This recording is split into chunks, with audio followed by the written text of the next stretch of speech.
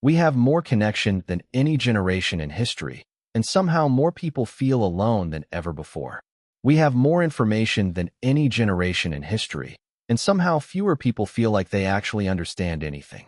We have more comfort, more entertainment, more convenience than any generation in history, and yet anxiety, burnout, and quiet despair are climbing every single year, in every country, across every age group. Something is broken. Not in one country, not in one generation, in the basic way modern humans are living. And the strange part is, most people can feel it, but almost nobody can name it. So let's name it. Here are 7 problems quietly destroying modern life. And more importantly, the actual, practical fix for each one. Not another slogan to scroll past and forget in 5 seconds. Here's a statistic that should stop you. People today report fewer close friends than any generation on record, despite being connected to hundreds or thousands of people online. The reason is simple once you see it. Connection online is wide but shallow.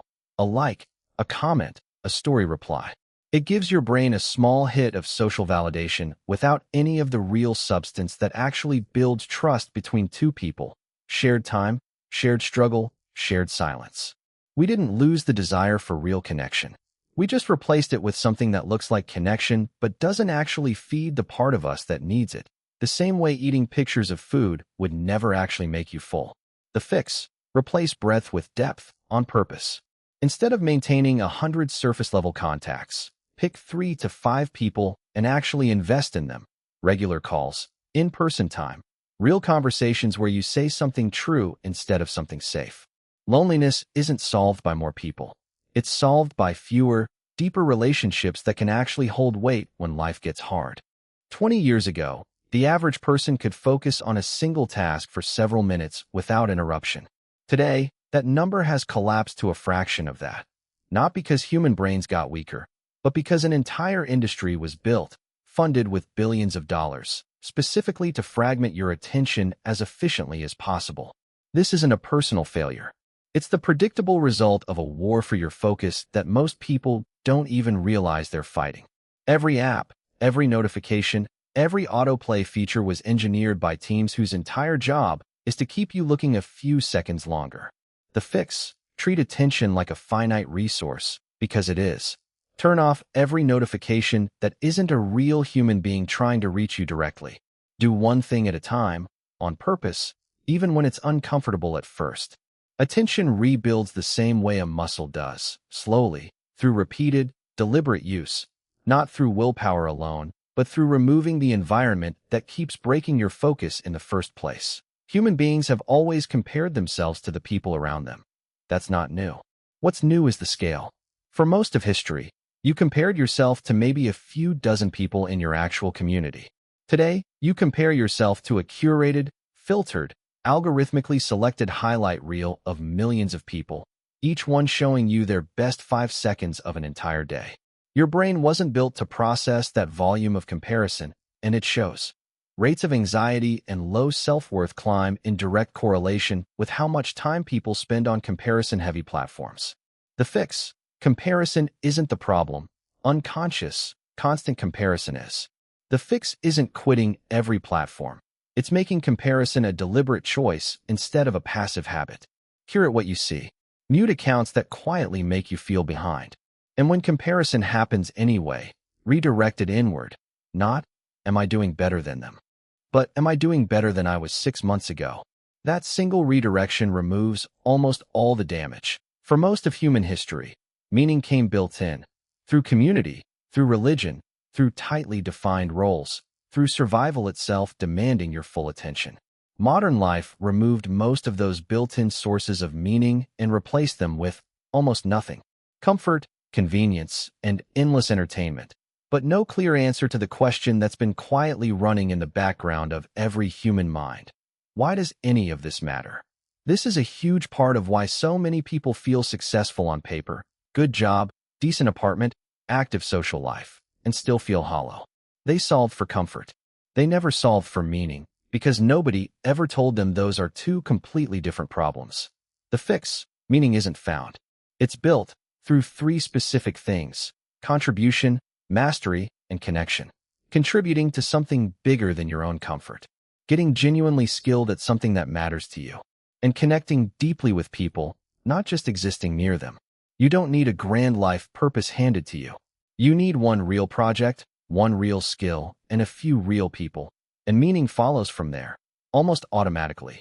Modern life offers more choices than any point in human history. More career paths, more relationship structures, more content, more products, more ways to spend every hour of the day. In theory, more choice should mean more freedom. In practice, psychologists have found the opposite. Too much choice leads to paralysis, regret, and chronic dissatisfaction with whatever you eventually pick, because there's always another option you didn't choose, quietly nagging at you. The fix: deliberately shrink your decision space. Build defaults for the small stuff. The same breakfast, the same workout time, the same weekly schedule. So your limited daily willpower goes toward decisions that actually matter, not toward what to eat for lunch. And for the big decisions, use a simple rule. Pick good enough and moving forward over perfect but paralyzed. Momentum solves more problems than perfect information ever will. Every algorithm on every major platform learned the same lesson at roughly the same time. Outrage keeps people watching longer than almost anything else. Fear, anger, and moral outrage all trigger a stronger, faster reaction than calm, nuanced content. So the systems that decide what billions of people see every day quietly optimized for exactly that. The result: an entire population walking around in a low-grade state of anger and fear about things they usually can't do anything about, while the actual, local, solvable problems around them go unnoticed. The fix: separate being informed from being outraged. They feel identical, but they're not the same thing. Get your information from a small number of deliberate sources, on your schedule, instead of an infinite feed on the algorithm schedule. And redirect the energy that outrage generates towards something local and solvable. Your community, your relationships, your own work. Instead of letting it burn uselessly toward events you have no actual influence over. Modern life is the first period in human history where most people can go entire days almost never using their physical body. Sitting, scrolling, sitting again, while the brain runs at a constant, low-level hum of stress with nowhere for that stress to physically release. This isn't just a fitness problem. Chronic disconnection from the body is directly linked to worse mood, worse sleep, and a weaker ability to actually process stress instead of just marinating in it. The fix: you don't need an extreme fitness routine.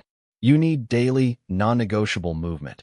A walk, a short workout, anything that gets the body actually moving for 20 to 30 minutes. This isn't about how you look. It's about giving the stress your brain generates somewhere physical to actually go, instead of leaving it circling endlessly in your thoughts. None of these 7 problems are new in the sense that humans invented suffering yesterday. What's new is the scale, the speed, and the fact that entire industries now profit from keeping these problems unsolved in your life. But every single one of them has a real, practical fix. Not a slogan, not a 5-minute hack, but a deliberate, repeatable choice you can start making today. Fewer, deeper relationships. Protected attention. Deliberate comparison. Built meaning. Shrunk decisions. Separated outrage from information. A body that actually moves. None of this fixes everything overnight. But it's the difference between drifting through modern life exactly the way it was designed to keep you drifting and quietly, deliberately building something better underneath the noise. The world isn't going to slow down and fix this for you. But you can.